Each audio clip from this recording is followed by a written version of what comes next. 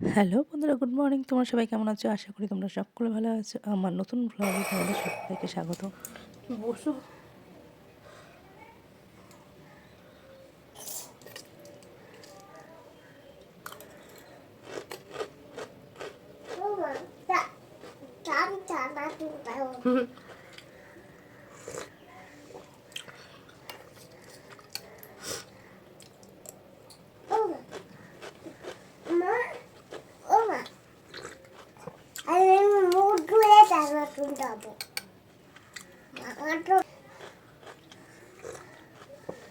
যাইবে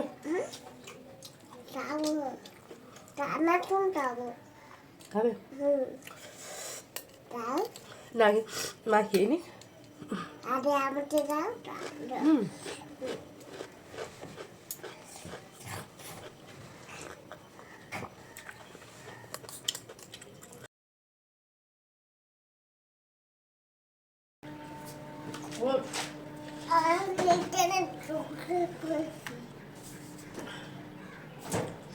ওঠো ওঠো ওঠো।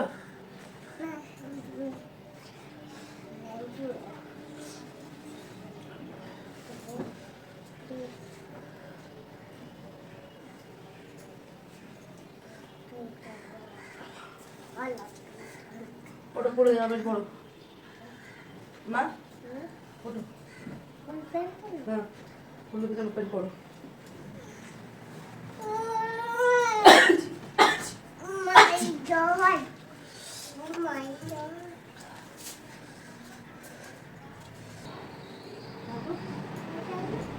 না না, শুধু আসো কেন?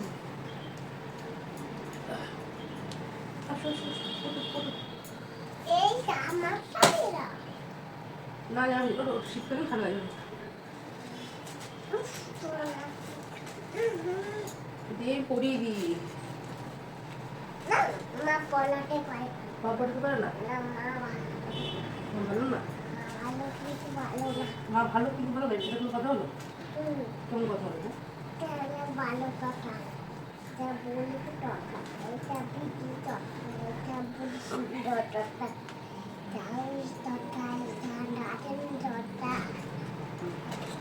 এই আমরা করে নাও। এ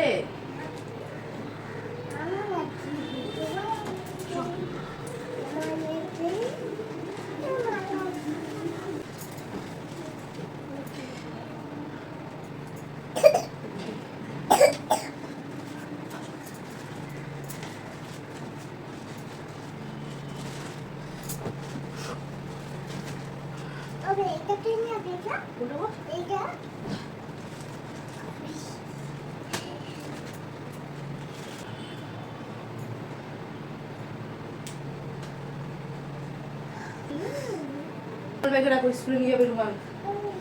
সত্যি হয়েছে তো? সত্যি হয়েছে। রুমাল যেগুলো থেকে সেগুলো মনে রাখো। বেশ কয়েকদিন ধরে দেখছি মেয়ের শরীরটা প্রচণ্ড খারাপ। মেয়ের সাথে আমারও শরীরটা খারাপ করেছে। ভাবছিলাম আজকে স্কুলে পাঠাবো না, কিন্তু যেহেতু নতুন স্কুল শুরু হয়েছে এবং চাইছি স্কুলটা বন্ধ করতে। এরপরে যদি শরীর খারাপ বেশি বাড়াবাড়ি হয় তখন স্কুল এমনিই বন্ধ যাবে। দিয়ে মেয়েকে বললাম তাড়াতাড়ি ঘুম থেকে ওঠো, আমার রান্না হয়ে গেছে, হাজব্যান্ডও কাজে চলে গেছে। এদিকে মেয়ে আমার ঘুম থেকে উঠে পড়েছে। ভাবছি আজকে গরম জল দিয়ে মুখটা ধুয়ে দিই, ব্রাশটা করাই। কারণ বাচ্চা তো ঠান্ডা জলে ব্রাশ করালে এমনি জলটা প্রচণ্ড ঠান্ডা, তার মধ্যে সর্দিও লেগেছে। যাই হোক, এদিকে দেখো মেয়েকে সেই অনুযায়ী বললাম তুমি বসো, আমি এখানে নিয়ে এসে ব্রাশ করে দিচ্ছি।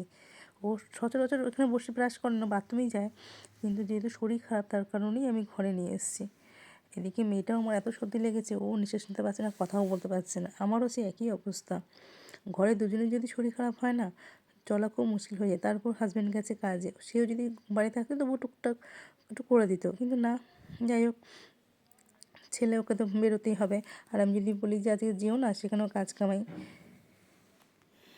আজ আমার বেশি কিছু রান্না করা হয়ে ওঠেনি, কারণ যেহেতু শরীরটা খারাপ তাই কোনো রকমের সেদ্ধ ভাত করেছি আর একটু ডাল করেছি, ডাল আলু সেদ্ধ পটল ভাজা, ব্যাস। আর কিছু করিনি, কারণ আজকে শরীরটা মেয়েরও ভালো লাগছে না, আমারও ভালো লাগছে না। আর হাজব্যান্ড আজকে খেয়েও যায়নি, ছাতু খেয়ে কাজে চলে গেছে। দুপুরে বোধহয় বাড়ি আসবে। যেহেতু এই কাজটা চেঞ্জ করেছে, ও ওর শরীরটা খুব একটা ভালো না, যার জন্য ওই কোম্পানি ছেড়ে নতুন কোম্পানিতে জয়েন করেছে। যাই হোক, এদিকে দেখো তাড়াতাড়ি করে মেয়েকে মুখ মুছিয়ে দিচ্ছি, কারণ স্কুল যাওয়ার টাইম হয়ে গেছে, খাওয়াতে হবে, কারণ খেতে খেতেই ওর লাগে টাইম।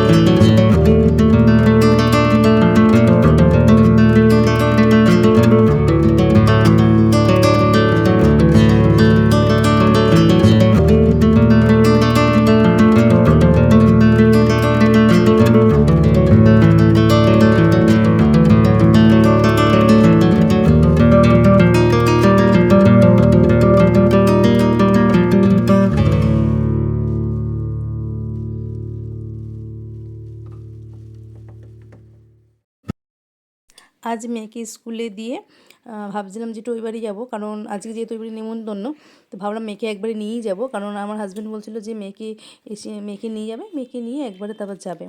তো যাই হোক, হাজব্যান্ডের যেহেতু আসতে দেরি হবে, তাই আমি স্কুলে বসে থেকে ওকে নিয়ে আসি এখনও পর্যন্ত।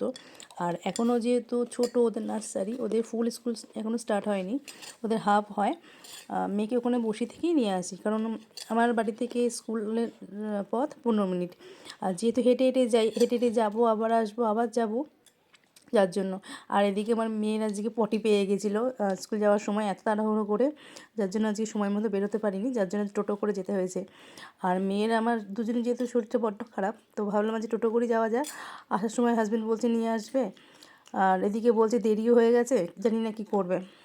যাই হোক, এদিকে এসো দেখো, স্কুল থেকে বাড়ি এসে কোনো রকম জামাকাপড় চেঞ্জ করে আমি চলে এসেছি আমাদের বাড়িতে, আর খাওয়া দাওয়া হয়ে গেছে।